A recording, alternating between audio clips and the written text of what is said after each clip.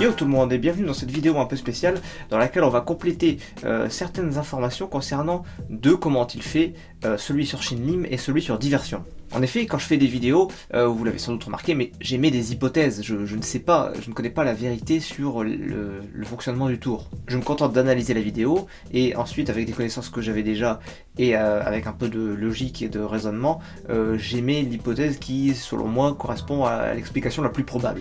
Ce qui fait que régulièrement, il y a des points qui restent un peu flous, un peu vagues, et sur lesquels je n'arrive pas à trouver toutes les explications. Alors, je tiens à préciser quelque chose qui est pas forcément clair pour tout le monde, mais qui me semble important.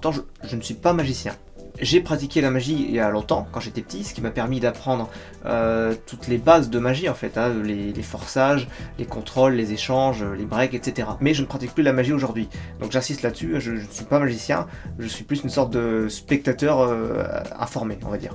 Alors, je fais des tours de magie dans les défis magiques, mais c'est plus des prétextes pour expliquer des trucs d'une façon différente des comment il fait. Hein. C'est pas des tours de ouf, c'est vraiment des choses que n'importe qui peut faire. Bref, tout ça pour dire que je sais certaines choses concernant la magie que j'ai apprises il y a longtemps, mais il y a encore beaucoup de choses que j'ignore, et la plupart du temps, ce sont les commentaires que vous faites qui me permettent de découvrir ces choses. Grâce aux commentaires des comment il fait, j'ai appris plein de trucs sur la magie, et je vous en remercie d'ailleurs. Et du coup on apprend les uns des autres et c'est plutôt cool je trouve. Ce qui fait que maintenant je fais cette vidéo pour expliquer certaines choses qui étaient restées floues, restées un petit peu en suspens, et tout ça grâce à des commentaires que j'ai pu lire sur les vidéos en question. Tout d'abord la vidéo sur Shinlim. Le seul truc qui était resté un petit peu flou c'était la carte à clapper. Il y avait une carte à dos rouge dont le dos devenait bleu instantanément. Et à la fin du tour, le dos revenait rouge.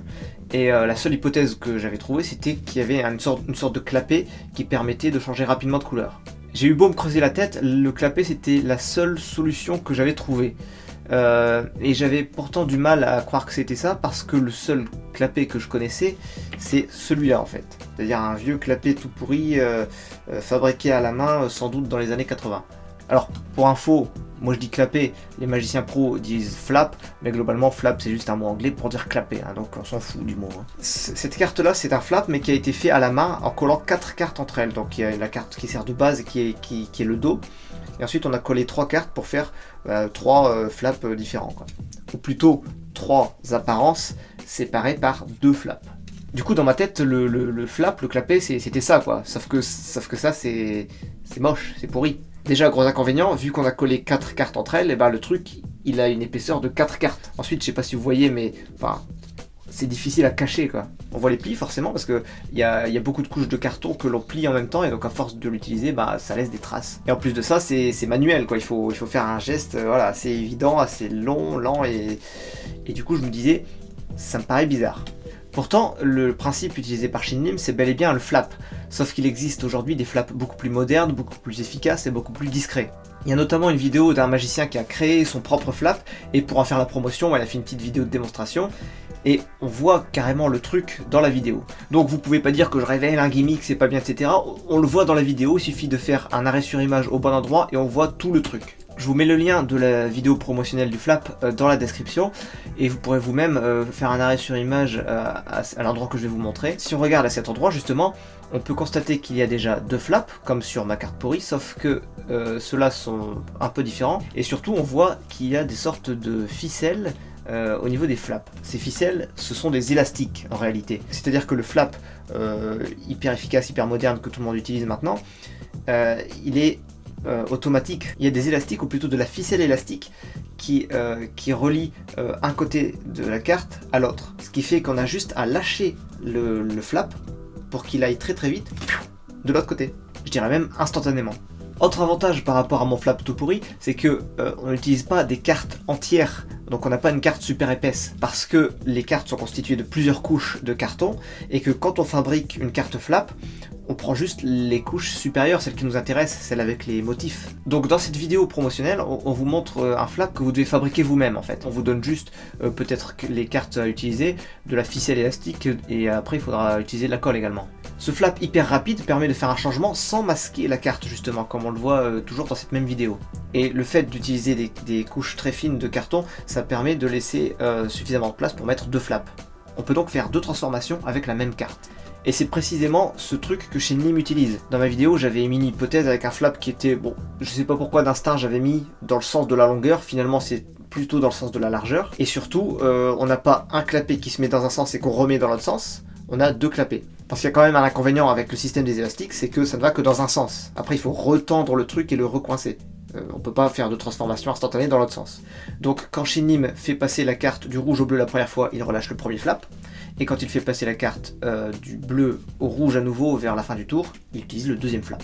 Et ça entre en contradiction avec quelque chose que j'avais dit, qui était que la carte à clapper était également le Gone Deck. Je remets le lien vers le tour de Shinlim en description, mais en gros à la fin du tour, il y avait une carte qui se transformait en paquet et qui se retransformait en carte. Et vu la façon de procéder, pour moi c'était la même carte qui était le clapet. Mais du coup ça me paraît difficile en fait.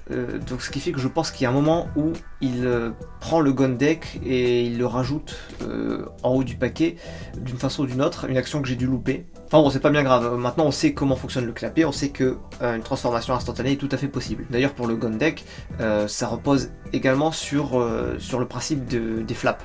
Sauf qu'au lieu d'avoir une face qui se transforme en une autre face, on a une carte qui se transforme en paquet, mais globalement la transformation instantanée repose sur le même système d'élastique et de couches de cartes collées entre elles. Malgré tout, il n'est quand même pas impossible que la carte à clapper et le Gone Deck soient une seule et même carte. Tout simplement parce que le Gone Deck, c'est une carte qui se transforme en paquet, mais tout ça, ça a lieu d'un seul côté de la carte, ce qui fait qu'il reste un côté libre pour mettre un flap normal. Enfin bon, au moins on a éclairci le principe du flap. Après, à quel moment il met le Gone Deck, est-ce que c'est la même carte ou pas? Bon, pour moi c'est pas très important, on va en rester là pour ce tour. Passons maintenant à diversion. D'abord le tour de Caroline Marx. Je soupçonnais la présence de complices, tout simplement parce que dans le tour original, dont était inspiré celui de Caroline Marx, il y avait une personne à un moment donné qui arrivait sur scène, un technicien, et ça permettait aux magiciens de faire un échange de jeux de cartes. Or, dans la version de Caroline Marx, il y avait personne. Du coup, l'échange ne pouvait pas avoir lieu et je me suis dit, bah ça peut être que des complices. On m'a fait remarquer dans les commentaires que la table qu'utilise Caroline dans son tour est particulièrement énorme juste pour poser un jeu de cartes. Alors, je sais bien que c'est un jeu de cartes jumbo, les cartes sont comme ça, mais quand même. Et du coup, plusieurs personnes ont émis l'hypothèse très probable que l'assistant soit caché sous la table. Du coup, on aurait vraiment le même principe que le tour d'origine Perfect Choice de Mike Caldwell. Ce qui veut dire que sous la table se trouve un complice avec 52 jeux de cartes, chacun constitué de 52 cartes identiques. Une fois que les spectateurs ont fait la prédiction, le complice n'a qu'à choisir le bon jeu de cartes qui correspond à la prédiction. Et ensuite, il suffit de rajouter une carte différente avec les prédictions écrites sur les bords. Il ne reste plus qu'à procéder à l'échange avec Caroline qui peut ensuite faire la révélation. Le seul moment où l'échange peut avoir lieu, c'est forcément après que les spectateurs aient fait leur dernier choix et avant que Franck Dubosc rejoigne Caroline à la table. C'est un laps de temps très court pendant lequel le montage ne montre pas du tout la table en plus. Du coup, je me suis dit, pendant que Franck Dubosc rejoint la table, Caroline fait un échange de jeux de cartes avec le complice discrètement sous la table. C'était pour moi la seule façon de faire un échange. Mais pendant que je faisais le montage de cette vidéo, j'ai lu un nouveau commentaire qui a donné une hypothèse très intéressante. Pendant la plus grande partie du tour, le jeu de cartes est posé sur un présentoir. Et si l'échange avait lieu pendant que le jeu de cartes était sur le présentoir? Et si au moment où Caroline récupérait le jeu de cartes, l'échange avait déjà eu lieu? Le truc avec ce présentoir, c'est que il donne l'illusion que rien ne peut atteindre le paquet sans qu'on s'en rende compte. Sauf que selon l'hypothèse de la personne qui a mis un commentaire, il y aurait un miroir sous le présentoir. L'utilisation des miroirs est très répandue et très connue en magie, mais surtout dans la grande illusion. Le cas le plus classique de l'utilisation d'un miroir, c'est celui qu'on retrouve dans le film Insaisissable. On a une boîte avec un miroir à 45 degrés, qui reflète donc le fond de la boîte, ce qui fait que quand on la regarde de face, on a l'impression qu'elle est vide. Sauf qu'en fait, on ne voit que la moitié de la boîte, et dans l'autre, on peut mettre autre chose. Ça permet de faire des apparitions et des disparitions. Du coup, selon l'hypothèse du commentaire, ce serait un peu la même chose. Le miroir serait placé à 45 degrés sous le présentoir pour refléter le tapis, ce qui créerait un espace caché entre la table et le paquet, par lequel on pourrait faire passer les cartes. Autrement dit, selon cette hypothèse, on échange les cartes à l'intérieur du paquet, sans changer de paquet. Pour faire simple, la boîte est vide dès le début. Après que tous les choix des spectateurs aient été faits, le complice prépare son jeu de cartes et le glisse à l'intérieur de la boîte par en dessous, et ce derrière le miroir. C'est une hypothèse tout à fait probable puisque ce présentoir ne bouge pas du tout de la table. On peut donc très facilement imaginer qu'il y a un trou juste en dessous et un miroir devant. Ce serait tout de même plus ingénieux que de faire un simple échange sous la table. Et ce qui tend à confirmer cette hypothèse, c'est cette image. Ici, l'ombre de Caroline est projetée sur la table. Pourtant, il semble y avoir une petite zone sans ombre, sous le présentoir. Le miroir bloque l'ombre de Caroline, ce qui fait que la zone reflétée par le miroir reste dans la lumière. Il est très probable que cette explication soit vraiment la bonne, et donc on a bel et bien un complice qui est caché sous la table. Et enfin, un dernier tour sur lequel il faut apporter des précisions, c'est la prédiction de Victor Vincent, vous vous souvenez, avec la ville de Rome. Pour le stylo, on m'a dit qu'il existait un gimmick qui s'appelle le Mental Pen. J'ai essayé de trouver des informations dessus, comment ça fonctionnait, etc. J'ai rien trouvé, donc je ne sais pas vraiment en quoi ça consiste. Je pense que l'explication du stylo qui fonctionne pas et du cercle qui est déjà tracé convient tout à fait. Après, il y a peut-être effectivement un gimmick. Mais l'important, c'est pas ça. Globalement, ça, on avait trouvé une explication qui tenait la route.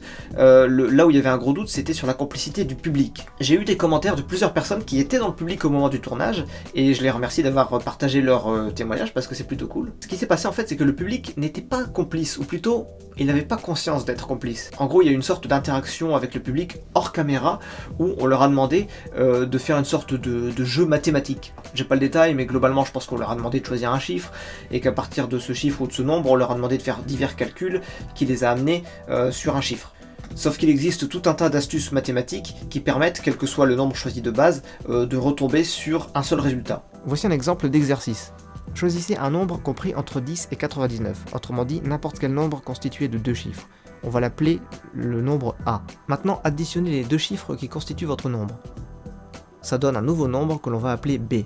Maintenant, faites A moins B. Vous obtenez donc un nouveau nombre que l'on va appeler C. Vous allez additionner les chiffres qui constituent ce nouveau nombre. Ça va vous donner un chiffre compris entre 1 et 9. Sur ce tableau, des noms de villes sont associés aux chiffres. Je vais donc vous demander d'écrire sur un bout de papier la ville qui correspond au chiffre final. Et normalement, si vous n'êtes pas une bille en calcul mental, vous avez trouvé Rome. C'était un exemple facile d'exercice mathématique qui permet, en choisissant n'importe quel nombre, de toujours tomber sur 9. Donc normalement, après cet exercice, tout le monde devait tomber sur le même chiffre, mais sans le savoir. Du coup, quand on leur a demandé d'écrire un nom de ville, en fait, on ne leur a pas demandé d'écrire n'importe quel nom de ville auquel ils avaient envie de penser.